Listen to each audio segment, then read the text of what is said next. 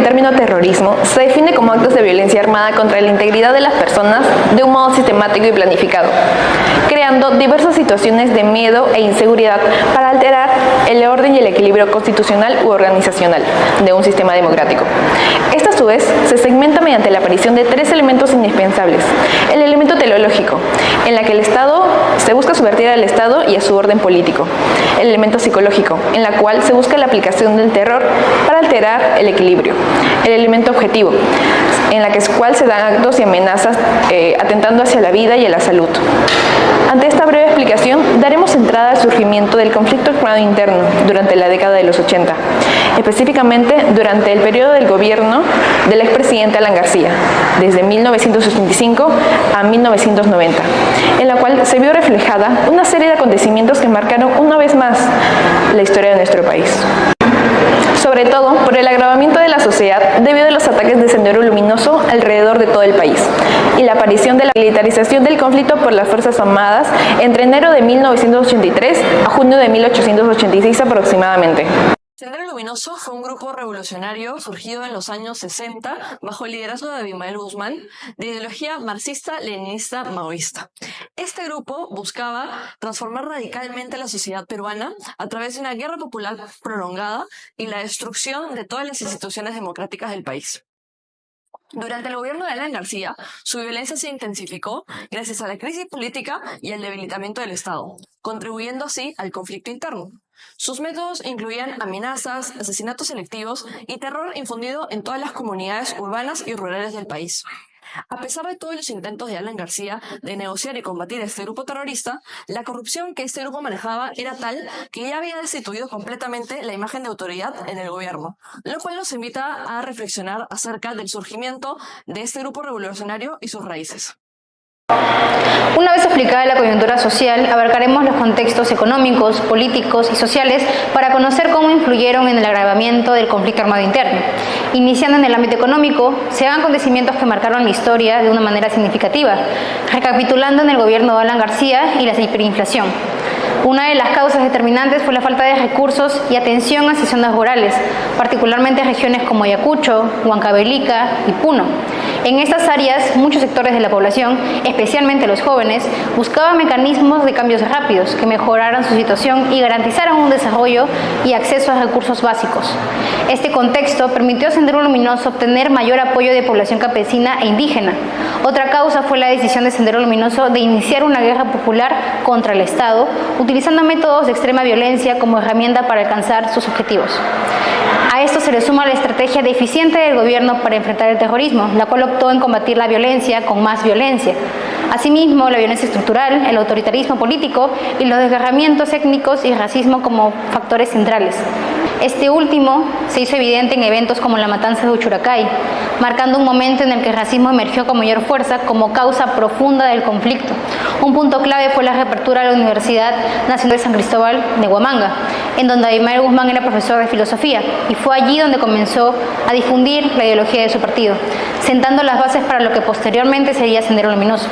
Este conjunto de factores creó un escenario propicio para el surgimiento e intensificación del conflicto armado interno en el Perú. En base a las causas, una de las tantas consecuencias serían las pérdidas humanas y violaciones de derecho. Entre 1980 y 1985 se registraron 6.697 muertos por violencia política. Este número incluye policías, militares, civiles y presuntos subversivos, reflejando un impacto severo en diversas poblaciones. Los campesinos fueron desproporcionadamente afectados, con una gran cantidad de víctimas en zonas rurales como Ayacucho, Huancavelica y Junín. Esto generó un deterioro social, ya que la violencia generó un clima de terror y desconfianza en las comunidades afectadas, dando consigo un deterioro social en el cual hubo enfrentamiento entre las comunidades campesinas, agravados por la percepción de la colaboración con grupos subversivos, lo que deterioró las relaciones sociales y el tejido comunitario. Por lo tanto, hubieron desplazamientos forzados. Estos desplazamientos hacían que la mayoría de personas vivían en zonas rurales, donde la falta de la protección era muy grande y a menudo eran asesinados al lado de sus familias o pobladores cercanos, debido a que muchas familias abandonaron sus hogares en busca de seguridad inseguridad, generando desplazamiento interno masivo en las zonas de emergencia, llevando a cabo un impacto económico. Este impacto económico afectó a sectores como transporte, energía, turismo y construcción, que enfrentaron pérdidas significativas, mientras que el Producto Bruto Interno dejó de crecer en proporciones alarmantes debido a la inseguridad.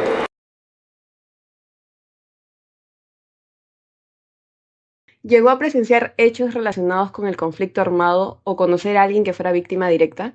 Mi señor padre, en la provincia de Yoyos, en el distrito de San Pedro de Pilas, donde nací yo y mi padre. Mi padre era transportista, chofer y siempre viajaba manejando a Yoyos.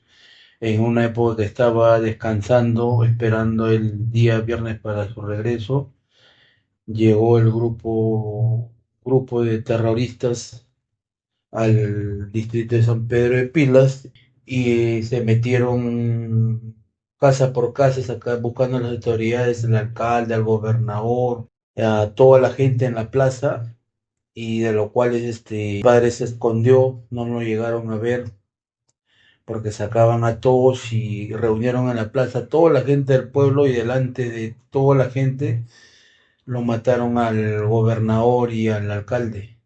O sea, lo asesinaron a balazos delante de toda la gente. Y eso lo presenció mi padre en vivo.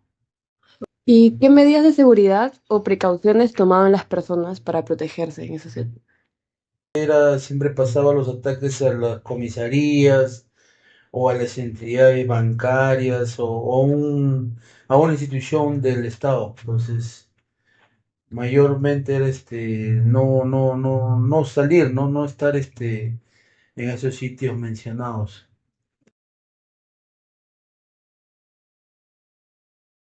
Pocas las actividades de los militares, porque en sí había dos grupos terroristas, ¿no? Que era el Sendero Luminoso y el famoso revolucionario Tupac Amaru. Entonces, las Fuerzas Armadas recién, el año 2001, recién se empezaron a crear grupos antiterroristas, grupos brigadas antiterroristas, porque en ese tiempo, como le digo, las Fuerzas Armadas no se notaban las acciones, no se notaban las actitudes contra el terrorismo, porque en sí el terrorismo acá en Lima estaba fuerte. La mayoría eran provincias, pero acá en Lima y alrededor de varios distritos todavía bastante gente que pertenecía al Sendero Luminoso.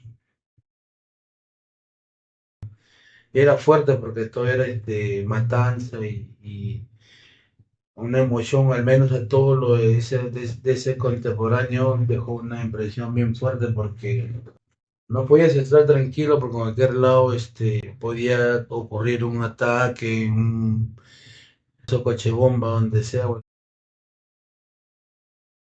¿O llegó a presenciar algún hecho relacionado con el conflicto armado interno o conocer a alguien que fuera víctima de ello?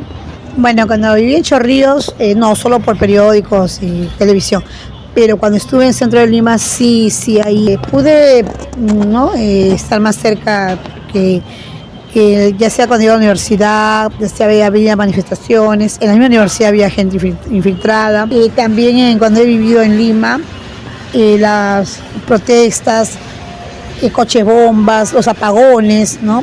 Que había apagones a veces, retrasaban la vida académica, ¿no? Y vivíamos un poco psicoseados, ¿no?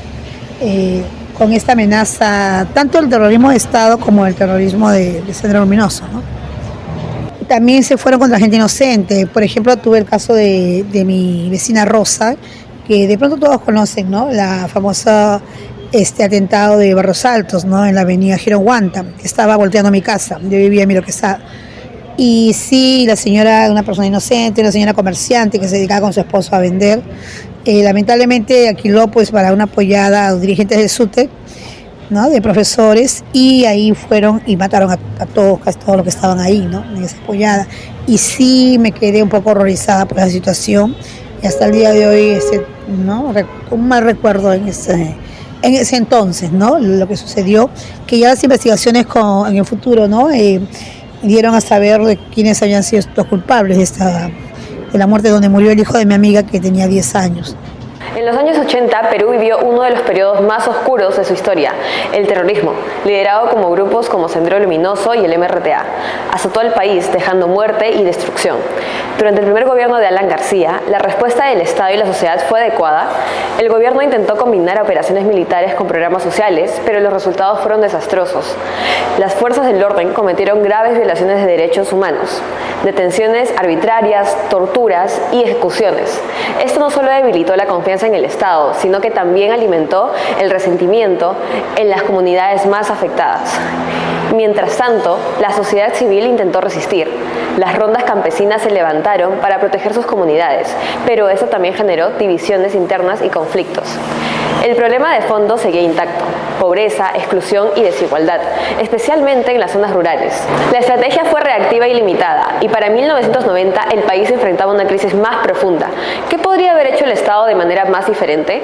Una estrategia integral era la clave: desarrollo social, invertir en educación, salud y empleo en las zonas más olvidadas, respeto a los derechos humanos, garantizar justicia y evitar abusos por parte de las fuerzas de seguridad, participación comunitaria, trabajar con las rondas campesinas, promoviendo el diálogo y la colaboración.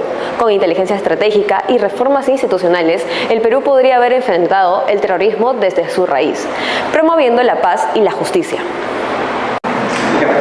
Toda ideología se asienta donde hay terreno fértil. En este caso, lo fue el contexto de desigualdad que vivían estas personas. Mientras existen estas situaciones, siempre está la posibilidad de que haya movimientos como este, sumado a la necesidad de encontrar un líder externo, alguien que los guía hacia su desarrollo, algo que los ayude a salir del engaño. Las consecuencias de esta época del terror aún seguirán plasmadas en la memoria de todos los peruanos.